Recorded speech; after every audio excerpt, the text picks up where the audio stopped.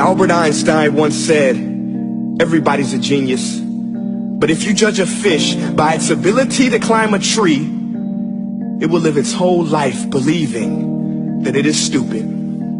Ladies and gentlemen of the jury, today on trial we have modern day schooling. Glad you could come. Not only does he make fish climb trees, but also makes them climb down and do a 10-mile run. Tell me, school, are you proud of the things you've done? Turning millions of people into robots, do you find that fun? Do you realize how many kids relate to that fish swimming upstream in class, never finding their gifts, thinking they are stupid, believing they are useless? Well, the time has come, no more excuses. I call school to the stand and accuse him of killing creativity, individuality, and being intellectually abusive. He's an ancient institution that has outlived his usage. So, Your Honor, this concludes my opening statement, and if I may present the evidence of my case, I will prove it. Proceed. Exhibit A. Here's a modern day phone. Recognize it? Here's a phone from 150 years ago. Big difference, right? Stay with me. Here's a car from today, and here's a car from 150 years ago. Big difference, right? Well, get this. Here's a classroom of today, and here's a class we used 150 years ago. Now ain't that a shame? In literally more than a century, nothing has changed. Yet you claim to prepare students for the future? But with evidence like that, I must ask, do you prepare students for the future or the past? I did a background check on you and let the record show that you were made to train people to work in factories, which explains why you put students in straight rows, nice and neat, tell them sit still, raise your hand if you want to speak, give them a short break to eat, and for 8 hours a day tell them what to think.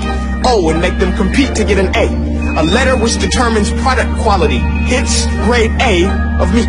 I get it. Back then, times were different. We all have a past. I myself am no Gandhi. But today, we don't need to make robot zombies. The world has progressed. And now we need people who think creatively, innovatively, critically, independently, with the ability to connect. See, every scientist will tell you that no two brains are the same.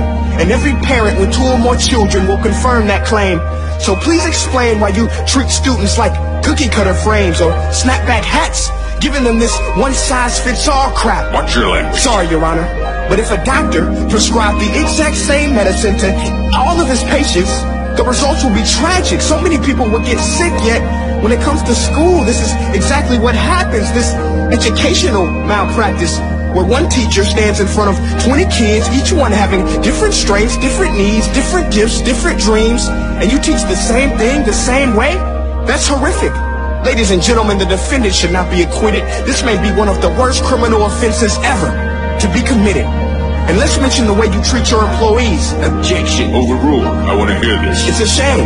I mean, teachers have the most important job on the planet, yet they're underpaid? No wonder so many students are short-changed. Let's be honest. Teachers should earn just as much as doctors, because a doctor can do heart surgery and save the life of a kid.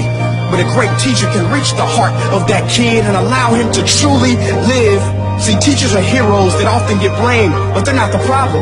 They work in a system without many options or rights. Curriculums are created by policymakers, most of which have never taught a day in their life.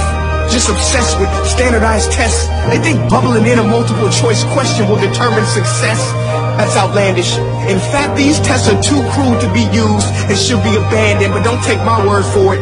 Take Frederick J. Kelly, the man who invented standardized testing, who said, and I quote, "These tests are too crude to be used and should be abandoned." Ladies and gentlemen of the jury, if we continue down this road, the results will be lethal.